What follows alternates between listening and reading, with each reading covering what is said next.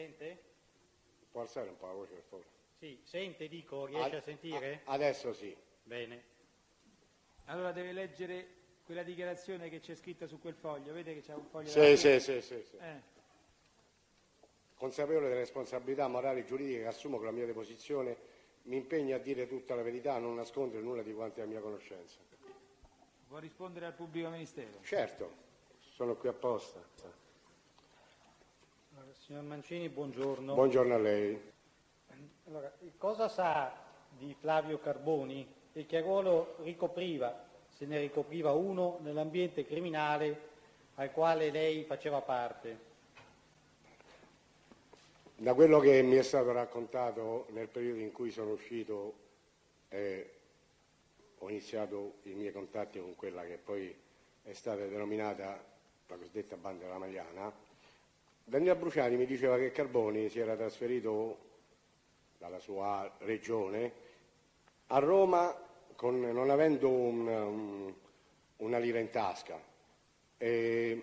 Siccome era molto abile nella gestione del denaro, negli investimenti e quant'altro, loro, cioè quelli che allora stavano all'esterno, io ripeto ero detenuto, avevano affidato a lui determinate somme da investire. Sì. E sa se Flavio Carboni avesse particolari attitudini in questo campo e se le risulta come lo ha appreso? Ripeto, le mie fonti erano a Bruciati, De Pedis e quanti io ho trovato alla mia uscita che già avevano dato vita a quella che poi, ripeto, sarebbe stata denominata banda della Magliana. Ecco, all'interno di questo gruppo criminale, di questa banda, sì.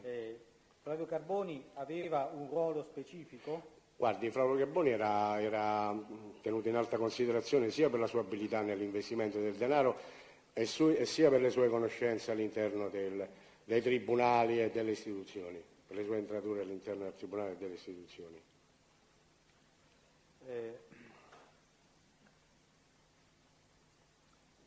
Senta, lei sa se Flavio Carboni abbia avuto un ruolo con riferimento anche alla massoneria? Sì, ma infatti quando io parlo di istituzioni parlo di uomini, diciamo così, di alto livello che facevano parte anche della massoneria. Ecco, ricorda esattamente che cosa a Bruciati le disse in proposito? Che lì era tutta una questione di conoscenze e di entratura all'interno. Io non è che ho conosciuto solo Carboni, io ho conosciuto Ortolani, ho conosciuto altri che si diceva appartenessero alla massoneria. Sì, ecco, io volevo ricordarle questo. Nel corso del verbale dell'11 marzo 94 lei dichiara so per certo che a Bruciati aveva rapporti con esponenti della massoneria che ancora non era conosciuta come P2. Sì, sì. Poi più oltre a Bruciati mi riferì che Flavio Carboni costituiva un anello di raccordo fra noi della banda della Magliana, la mafia di Pippo Calò e gli esponenti della massoneria che faceva capo a Licio Gelli. Sì, ma lei questo io lo confermo, ma lei fa bene a puntualizzare perché io tanto per scontato quello che ho dichiarato, essendo passati poi degli anni e dell'acqua, molta acqua sotto i ponti, allora do per scontato e do le risposte così, poi se lei mi puntualizza io ne sono grato, comunque quello che ha detto. Ecco, quindi lei conferma sì. che Flavio Carboni aveva un ruolo di anello di raccordo fra queste strutture? Sì, ma come no?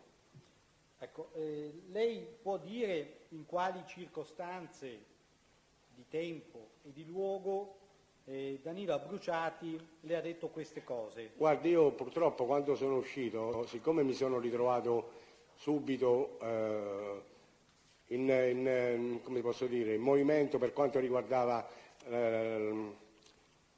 la vendetta nei confronti dei proietti, quindi così uso un termine un po', non so se è giusto, ero uno stacanovista del crimine io stavo sempre sulla strada e quindi sono rimasto fuori per un breve periodo, da ottobre a marzo da ottobre 80 a marzo dell'81, quindi il periodo è quello. Io non so, sono molto ferrato sulle date, però mi aiuto con degli episodi, quindi il periodo è quello. Ma poi c'è stato il periodo carcerario, non è che in carcere noi eravamo isolati completamente, io continuavo a fare tranquillamente i colloqui con alcuni dei miei compagni della cosiddetta banda, e poi c'erano i familiari che portavano notizie, insomma.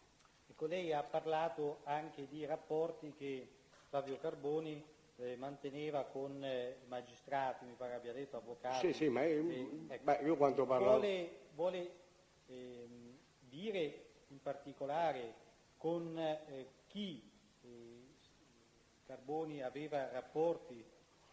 Guardi, io quando siamo andati a Milano con Abruciati, nel secondo viaggio, quando siamo andati nel tribunale che ci sono stati dati quei documenti, tra le persone alle quali dovevamo dare questi documenti, oltre al Carboni, c'erano appunto dei magistrati come Vitalone, come Bongiorno, e l'allora responsabile del Ministero delle Carceri, Testi, qualcosa di simile. Testi.